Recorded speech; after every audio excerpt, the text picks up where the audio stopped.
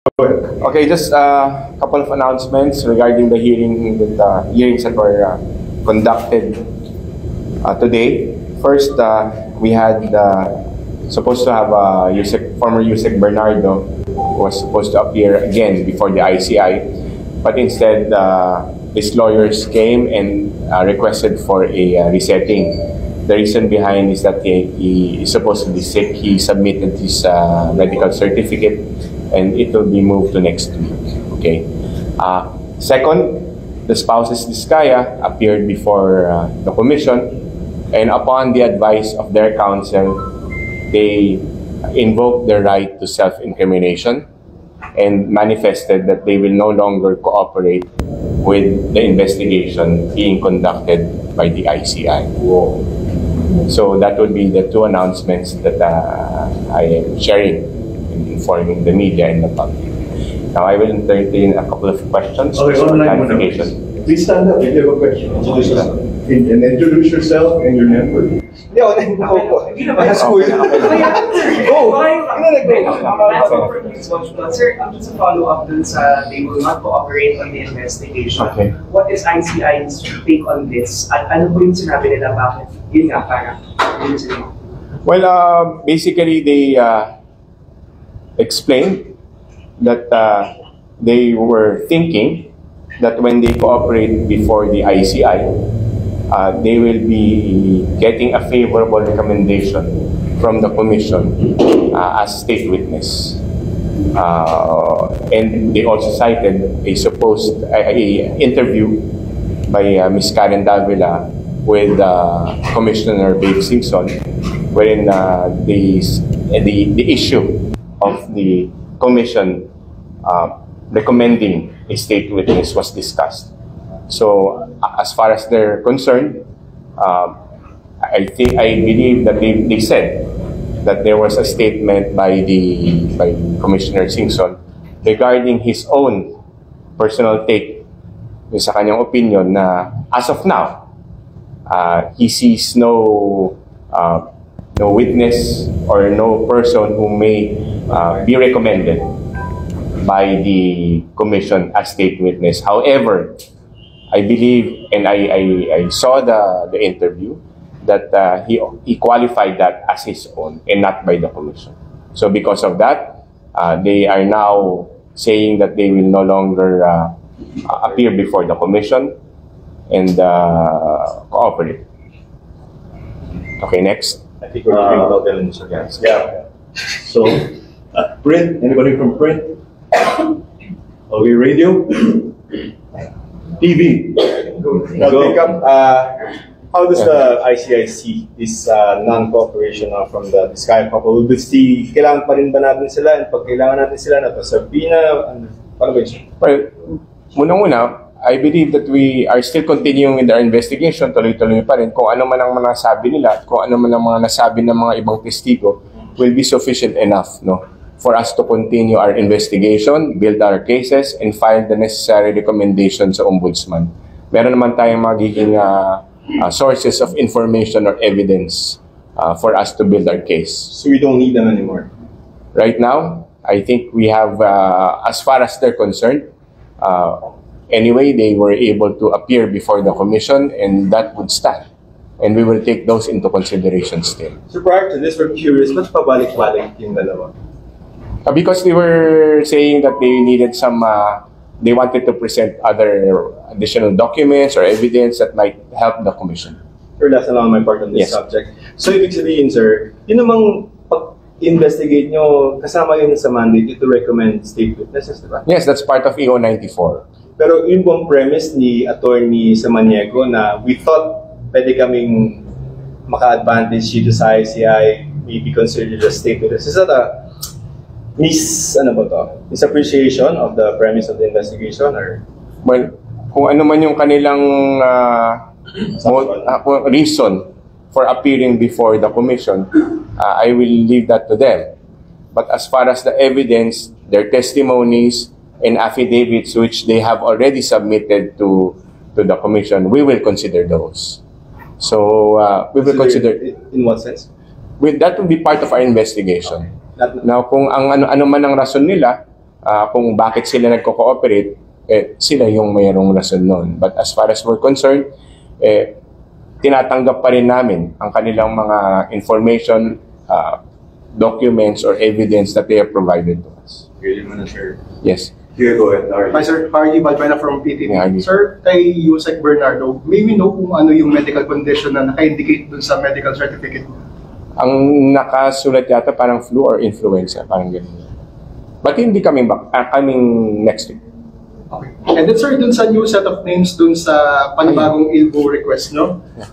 We've noticed karamihan dito ay private individuals. So may we know sino-sino po sila? Oh, I think it was in the, hold on, it was on the announcement that we made. But can I just refer it just to be sure? We have the list pa, John? Para lang sigurado tayo. And I don't miss the names. Coming. Here you go. Alright. So, okay. On October 13, 2025, the ICI sent a request to the Department of Justice for the issuance of an ILBO against the following individuals. Former Congressperson Mary Mitzi Mitch Kahayon Uy. Number 2, Arturo Art Atayde. 3, Alvin Tan. 4, Bong Marasigan. 5, Elmer De Leon. 6, Ed Fuentabella. 7, Johnny Santos. 8, John Mary, I don't know how to pronounce this, but Bayani, Parago.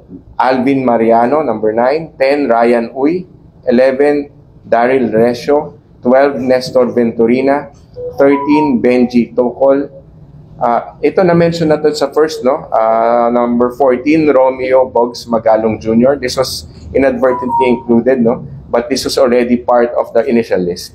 Same as District Engineer Ramon de Venadera, and 16, District Engineer Johnny Protesta Jr.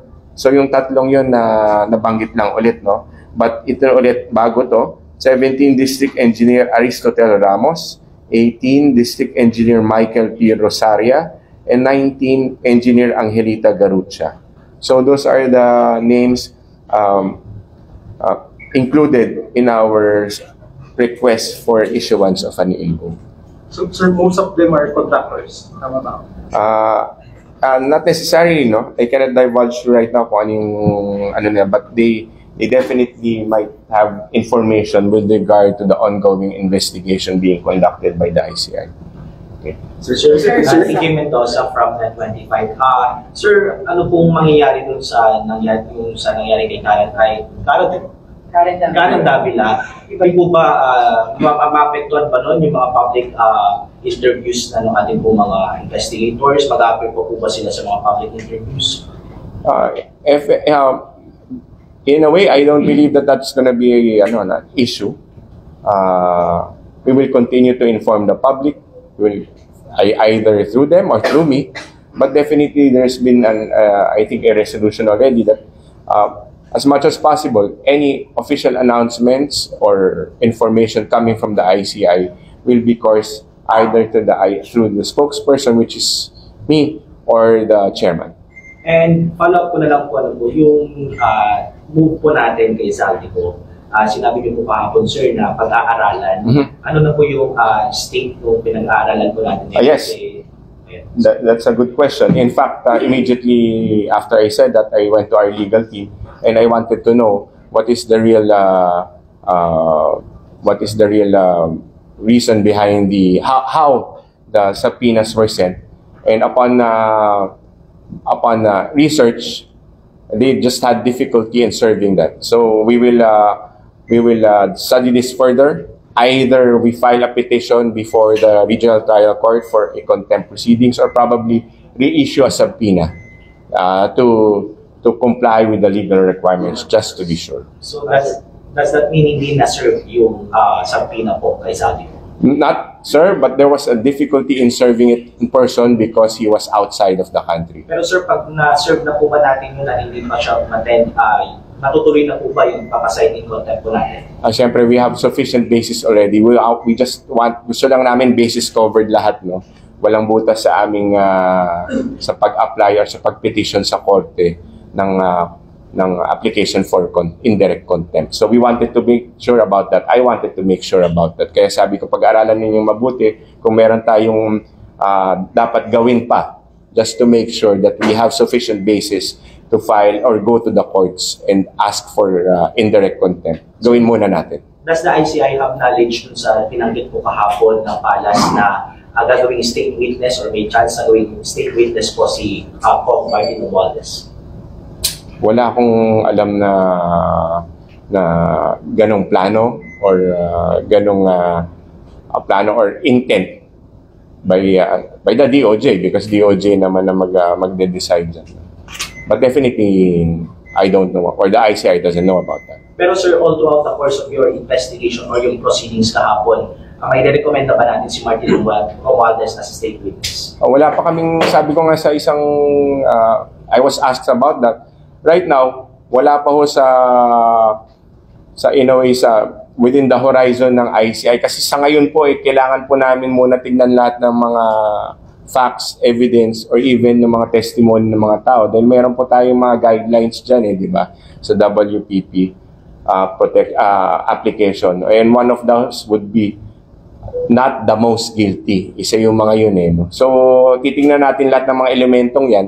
And we want to make sure if and when there is a necessity na kailangan namin mag-recommend ng state witness, we have to be sure that we will be following those rules. And sa ngayon, medyo kulang pa dahil kakasimula pa lang nga ng investigation. So we cannot conclude. Nasa may part lang sir para sa fight lang po.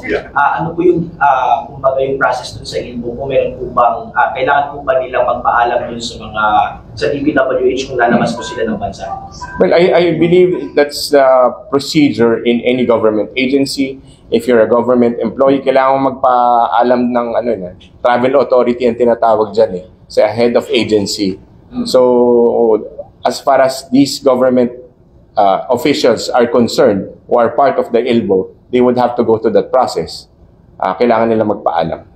Thank you, sir. Sir, Isa Mataner from Bombo Rancho, Philippines. Ask lang din ako ng update kasi di ba tuloy-tuloy na yung field investigation nga ng mga field engineers po ninyo as you said nung Monday. So any update on this? Meron na po ba tayong any development dito? Ayan, maganda na tanong ninyo yan, no? Kasi gaya nga ng sinasabi ni General Azurin nung Monday, nung nag-oath siya, and after that, during our press conference, the next step would be doing technical evaluation. And one of those is either you go directly to the site or we are exploring technology to do that. I cannot just tell you right now how we will do that, but we are exploring that and we are excited about that option. Sir, ano ang implication ng hindi na pag-operate ng mga Diskaya dito sa ICI considering na sila ang prominent talaga pagdating na doon sa mga contractor sa flood control projects? May any implication ba ito? Mabubutasan ba ang ICI with this? Hindi naman. Marami naman tayo mapapagkuhanan ng information. In fact, ang dami nang nagte-testify. And pagdudugtong-dugtong natin lahat yan para makuha natin kung ano talaga nangyari at makuha natin kung ma-filean natin or ma-recommend natin na ma-filean itong mga taong to. But definitely, we will get to the bottom of this. We will continue our investigation para malaman natin kung sino talaga yung mga may sala. Sir, Jason po ng Last question, please. Follow up on sa question ng Bombo Radio. Will this affect yung bilis ng investigasyon yung sa hindi na pag-cooperate ng mga Diskaya? And second question, sir, sa tingin ninyo may nag-influensya sa mga Diskaya para hindi na mag-cooperate sa investigasyon ninyo? As far as yung bilis ng investigasyon, hindi naman siguro. Gaya nga ng sinabi ko, we have other sources. We can tap other sources. At ano yung pangalawang Kung tanong? may nag-influensya sa mga Diskaya na I cannot speculate on that. Hindi So, under consideration ba sila na state witness? Wala pa nga kami, di ba? Sa gaya nga ng nasabi ko, it's too early to tell. Kasi kailangan natin makuha muna yung buong picture bago tayo makarekomenda kung kailangan mag-recommend. Sir, on the case of forward your user kasi padalawang beses na hindi siya pumunta. If the third time around hindi pa rin siya sumipot for some reason, what will I see? We'll wait for that because it's the commission who will decide on that.